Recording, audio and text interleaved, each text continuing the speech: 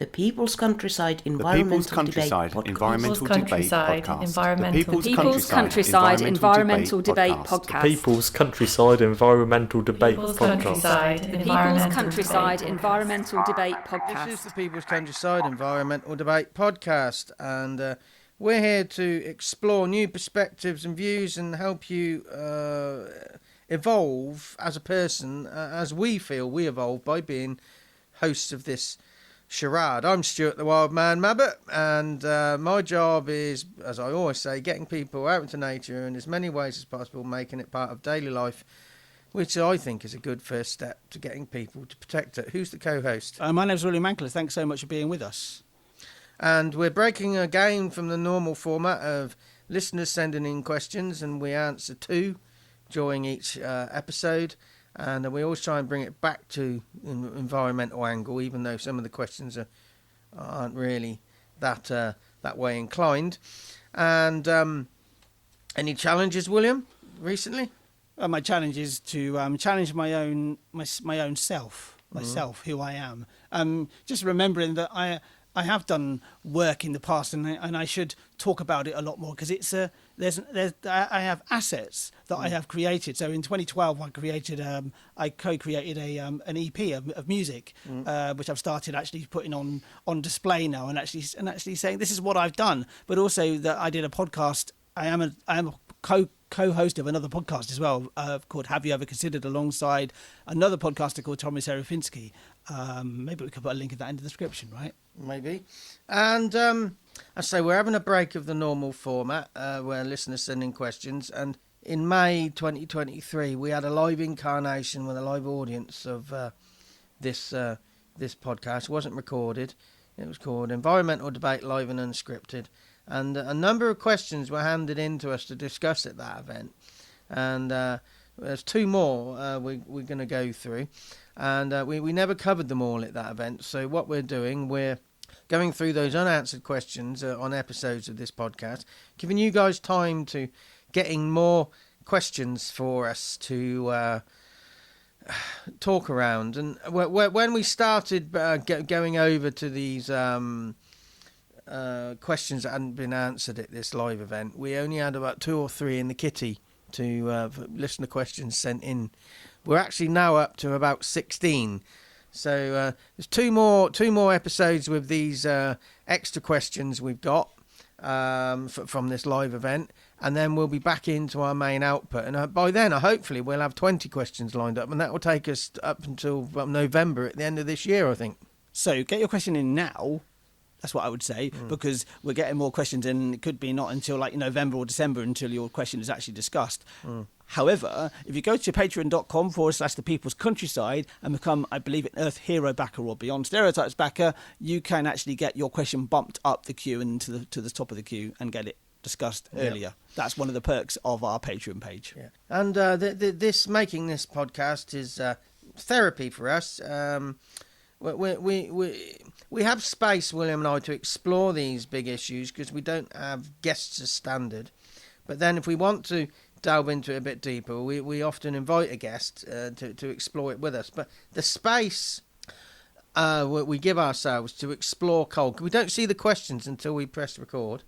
That space allows us to explore our starting point, which hopefully is something similar to yours. You may not agree with us, but we all have a starting point, and sometimes there's too much reverence for experts. I was going to say that when we have somebody on the podcast who is an expert in the field, you can definitely, they're there to actually to talk about their own expertise, but they're on the same level as we are. We see it as they're them as part of the discussion, almost as a co-host in some respects.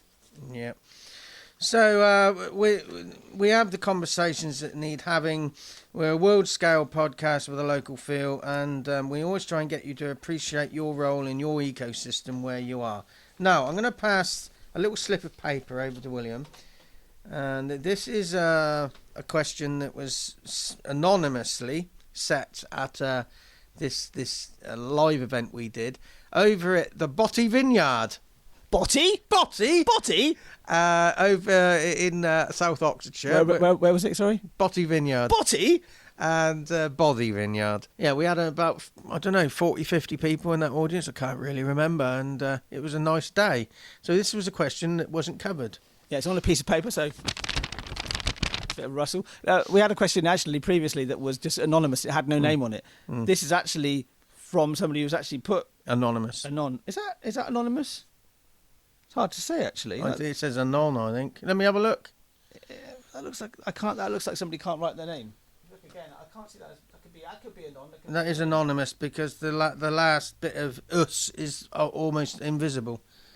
Go on then. What's the question? So the question is from anonymous, which is interesting. Well, actually, anonymous because it gets quieter. yeah. So anonymous. Okay. Yeah, if it is in capitals, it would be anonymous. Yeah. Anyway, so the question for anonymous, and this is in somebody's handwriting, so I will try my best to. I will read it out slowly. Yeah. Many of our global problems stem from out of control pollution, growth, I'm going to say. Let me have a look. What can we do about this? So I'll read that again, and I'll get you to read it as well. Many of our global problems stem from out of control population growth. It's not pollution, it's population growth. Population growth. What can we do about this? Discuss. We had this very similar question. I think it was Daryl set this. Let me have a read of that. The one who turned up late. Yeah, the one who turned up late. Yeah. Spoke without the microphone. Yeah, exactly. You're right, Daryl. You're okay, Daryl. Yeah, we love you, Daryl. Yeah, we love you. Just don't come again. No, you can come as you want, but just wait until we give you the mic to speak. Anyway, don't bother us, does it? Not at all, no. Anyway. No. Where was it again? Bothy Vineyard. Bothy? Anyway. Yeah, there's an assumption here. Many of our global problems stem from out of control population growth. Does it? I question that. I would argue that we've said many times we already grow enough food on this planet to feed everybody and more.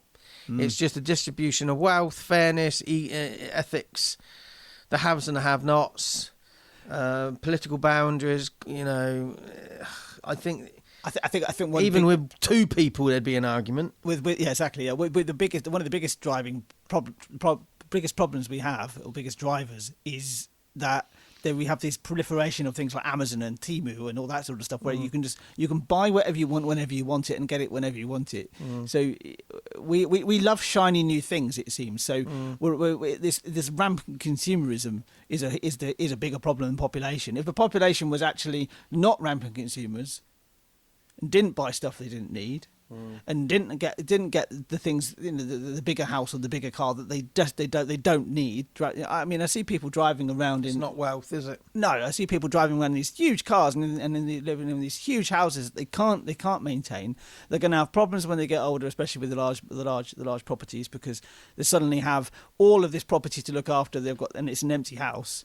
If we deal with that, the population doesn't really make much difference. Because we can actually, if we just lived better, more sustainably. Yeah, so there's an assumption that out of control population growth is the core of our problems. It's there, but I don't necessarily think it's the total core. But also, what can we do about this? We've spoke about this in Daryl's episode.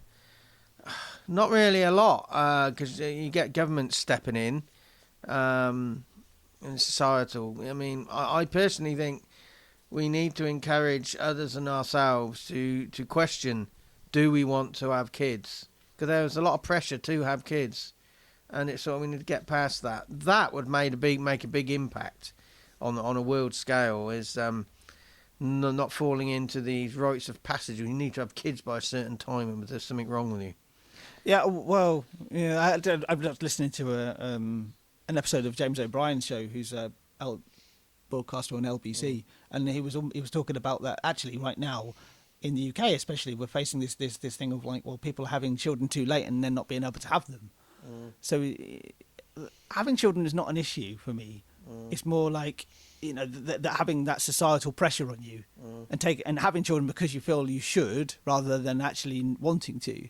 This biological clock men and women have, do you think that's a real thing, or is that a societal generated thing? I think the biological clock is definitely there, I think as a woman, it's better to have children younger because it's a big draw on your own body. So the older you get, the older you get, I believe, the less likely you are to have children naturally without having cesarean or IVF, right? IVF, Is it right? IVF? Maybe, yeah. So yeah, I'm not speaking from an expert's point of view, but yeah. You also got the risk of when you get older, even in your 30s, having Down syndrome kids. They're great kids, very lovable kids, but it is a disability that tends to come around with older mothers.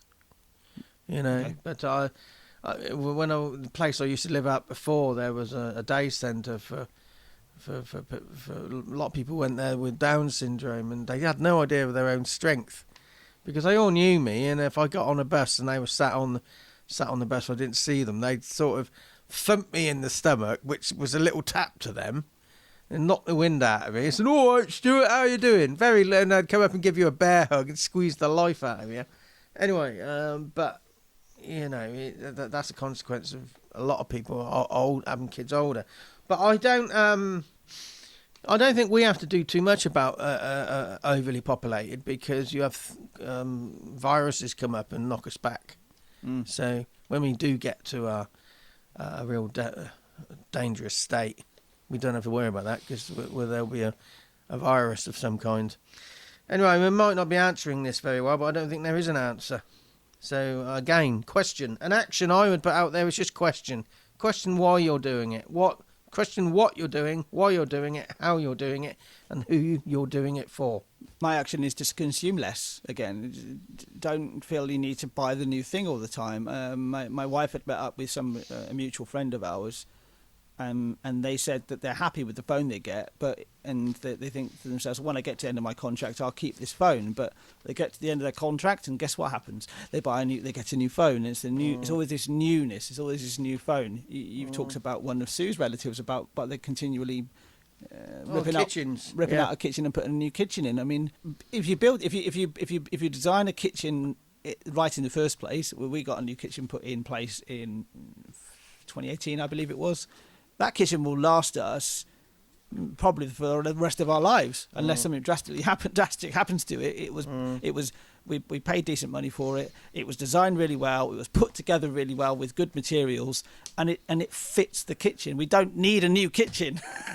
We might replace something when it wears out, but that's what you do. And actually, when something wears out, you can sometimes think, well, what else can I? How else can I use that? How else can I utilise that before you throw it away?